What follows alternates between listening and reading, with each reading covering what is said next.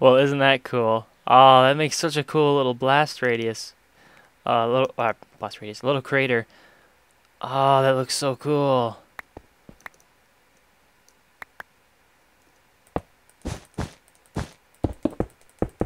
That is pretty cool.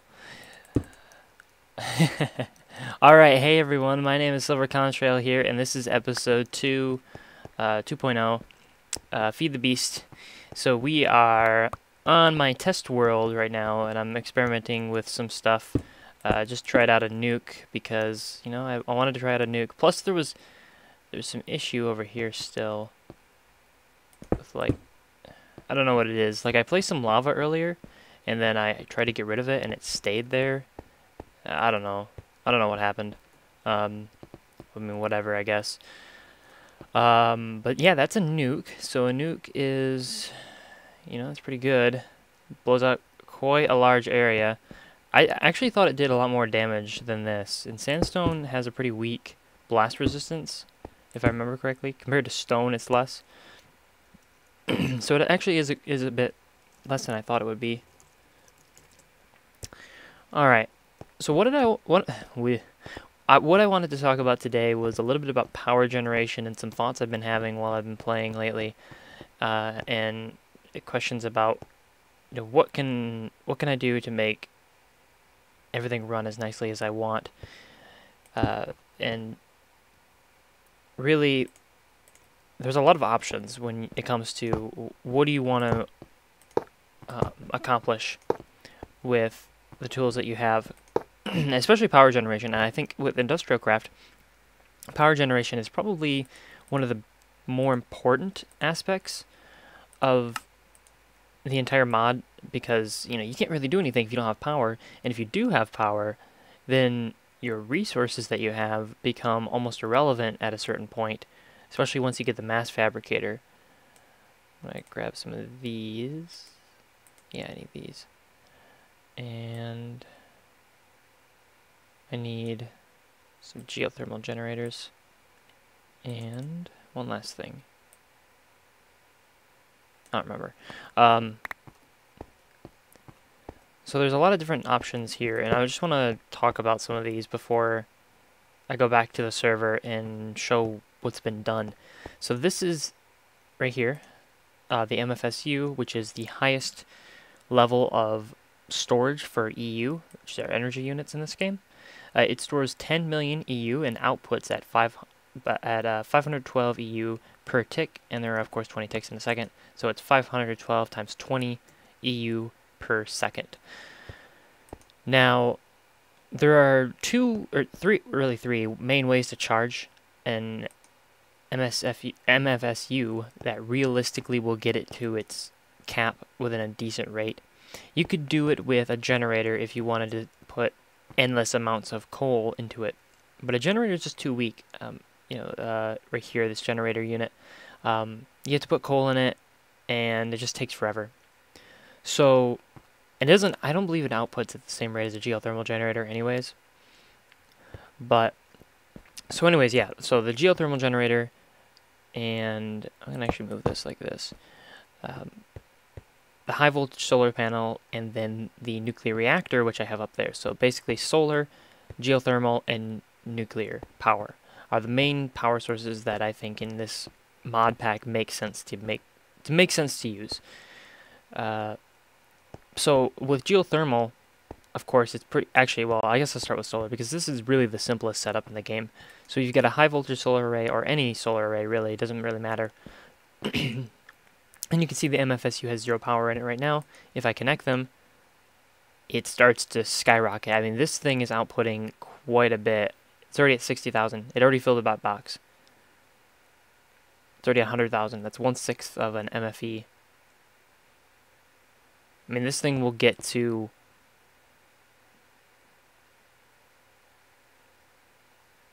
I mean, it's basically like 10,000 EU per second.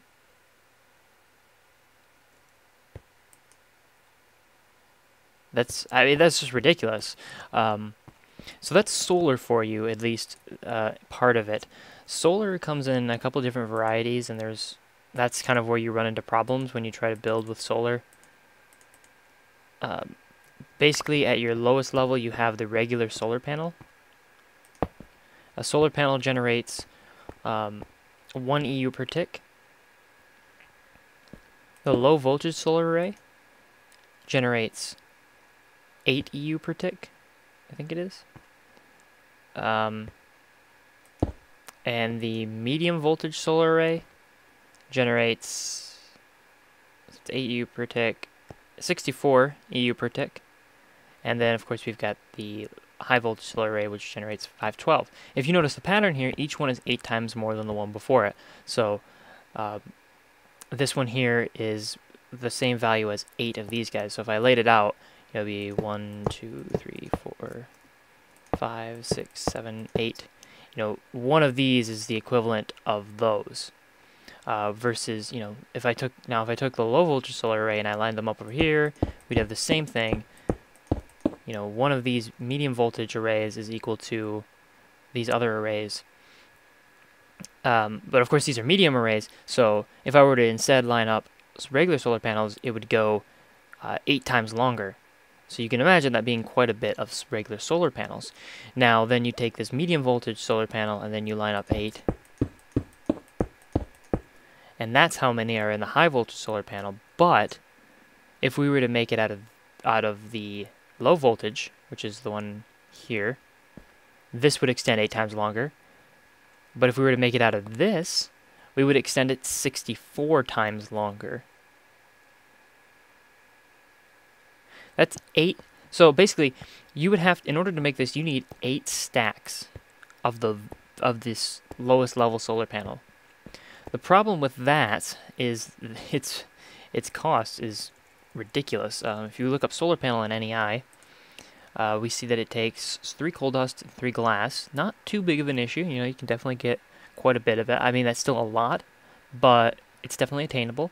Then we've got the generator, and the problem with the generator is that it takes 3 refined iron plus an iron furnace. So it's going to take up, I believe the entire system will take up 32 macerated stacks. So think about like 32 stacks, or 64 stacks of iron is about how much it will take.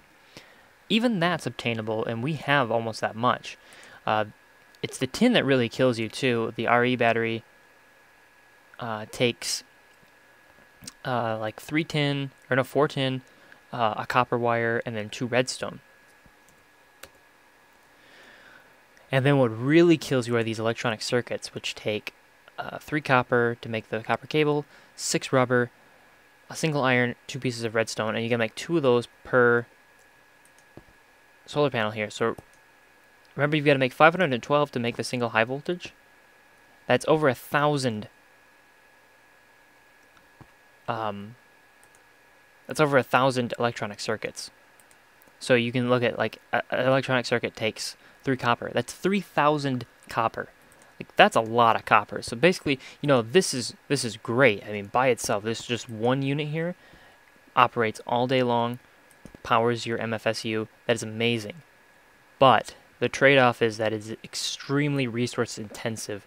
Like, I would say, of all the things in this mod, besides maybe the grav suit, and even the thing with the grav suit, like, it requires a lot of stuff, and especially iridium. But it doesn't. Nothing really takes the sheer volume that the high voltage solar array does.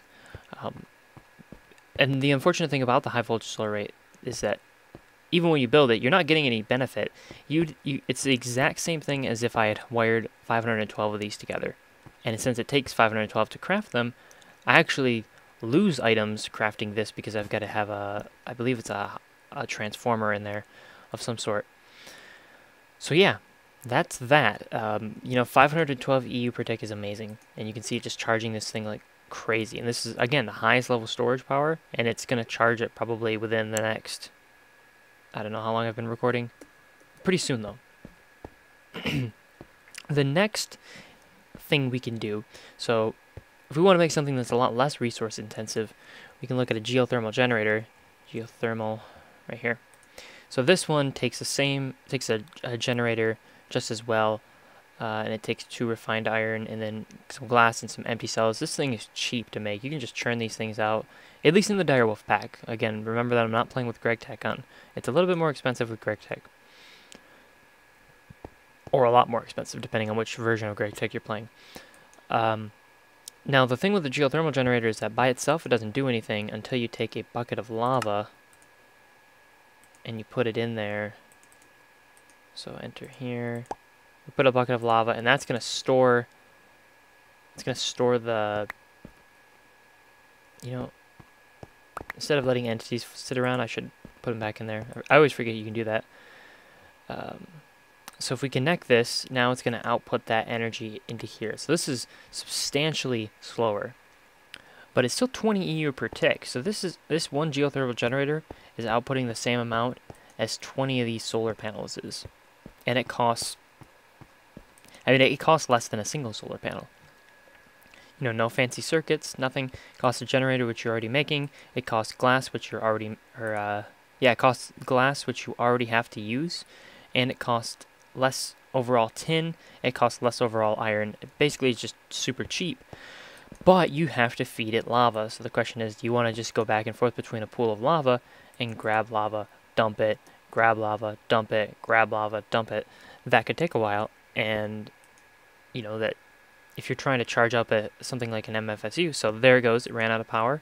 You know, one bucket of lava gets you 20,000 EU, which is, I mean, really good. That 20,000 EU is pretty decent off of a single bucket of lava. But you've got to keep these things up and running if you're gonna want to use them seriously. You know, if you just do this, I mean, that's fine, but you're gonna have to realize that you're not always gonna have power. You're gonna have to go down into your basement, grab your lava, come back up with it, put it in your machine, and then wait for that to go. So with this is a little bit higher maintenance than the solar systems, but it's a lot less costly. And what you have to do here is, I mean, there's a lot of different ways you can do this. You can use magma crucibles, which convert material into lava. So this is gonna get up there. If I get some netherrack here, hopefully there is. Okay, there it is. All right, so this is out of power. Again, it's at 40,000. So if I put some netherrack in here, it will do absolutely nothing because I'm an idiot and I didn't put power to it.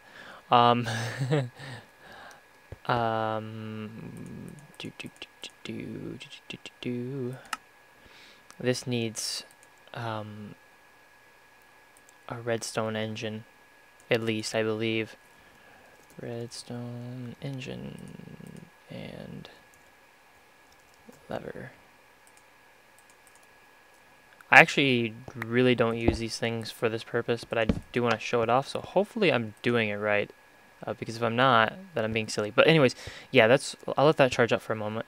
The other way to do it is with a pump, like I have in my world. And actually, I think I'll just show that when I get there, and you know, kind of show that off. I showed it off in the last episode before I moved it to a new location, so we'll just, you know, let this run, I think. But that's geothermal, and you can line up as many of these things as you want, as much lava as you can port to them, and then just send this to your MFSU. Like with me, I can have a constant flow of lava to my geothermal generators, power my MFSU, and it works great. And doesn't cost nearly as much as the solar array does. On the other hand, get out of here. If you really, really, really do need a lot more power, so this is 20 EU per tick. Oh, actually, we go over here. This is the nuclear reactor, and so this is your nuclear power. And you can see this is charging the MFSU fairly slowly right now. This isn't outputting a whole lot. If I move the MFSU here and then I put a wire between them, you can see just how much is passing through with our EU reader.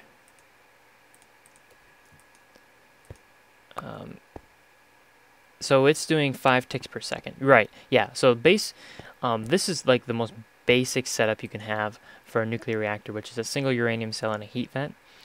This thing, so basically, as an overview of a nuclear reactor, this combines kind of the set it and forget it that you have with the solar power, with a little bit of maintenance that you have in geothermal generator, but it penalizes you because it's extremely complex and very dangerous. I mean, you can definitely kill yourself with these and blow up your base. You know, you see what happened over there? Imagine if that was your base instead, and, you know, at the heart of your base was this little nuclear generator or reactor, and it decided to explode and kill everyone and everything.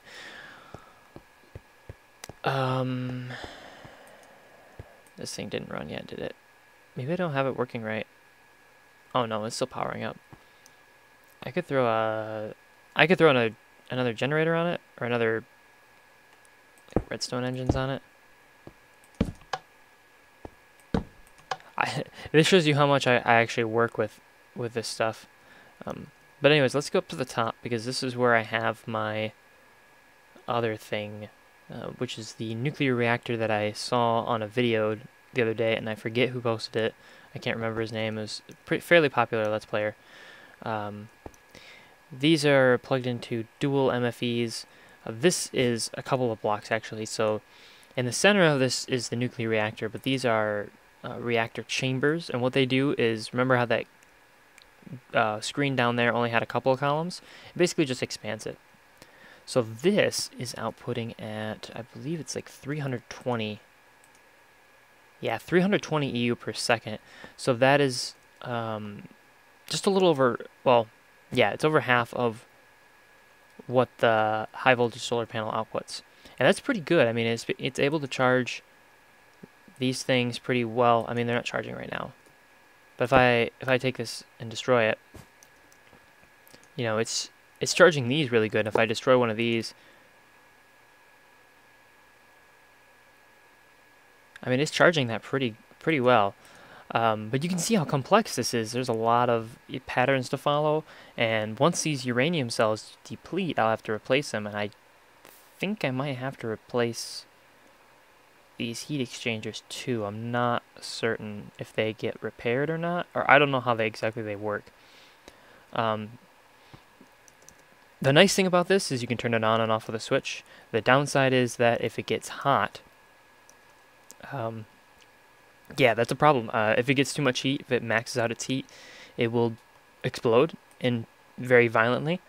But otherwise, you know, like this is not. Oh, you know, this requires a lot of copper to make, because all these little components in here take copper. But it's still more cost efficient than the solar panels, though not by as much as, say, the geothermal is. So those are the options that I'm looking at for generating power anyways. And I wanted to get this out of the way today, and then I'm going to go and do some and look at some updates around the base. Hopefully I haven't spent too much time. I don't know how this works. I apologize for this. I thought I knew how this worked, but maybe I don't. You need an engine of some sort, but I don't know what you need. Oh, I'll just hook up an electrical engine. I'm not dumb. I can do this. Now we hook this up with you. Yeah. Get over here, you.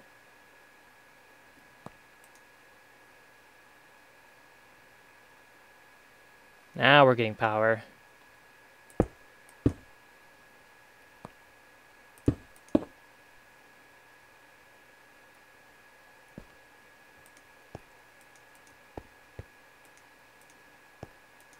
Nope. You can see a little Minecraft Jewels thing. I think in the future I'll talk more about this. I'm definitely more industrial craft oriented right now. So working with, I believe this is thermal expansion. Or no, wait. No, it's not. It's, I know what it is. Don't tell me. Don't tell me. It's Buildcraft. Yeah, Buildcraft. You know, if you got all the different machines in here.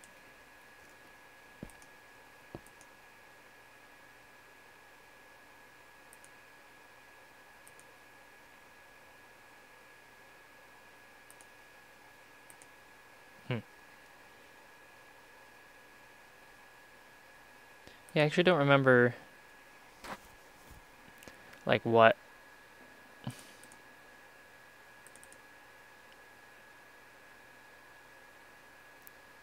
Like, it basically takes... Oh, yeah, we don't have enough. That's why. You need more Minecraft tools. Alright, hold on. I'll let this go, and then I'll turn it back on when it works. Oh, exciting. It's working. It's working.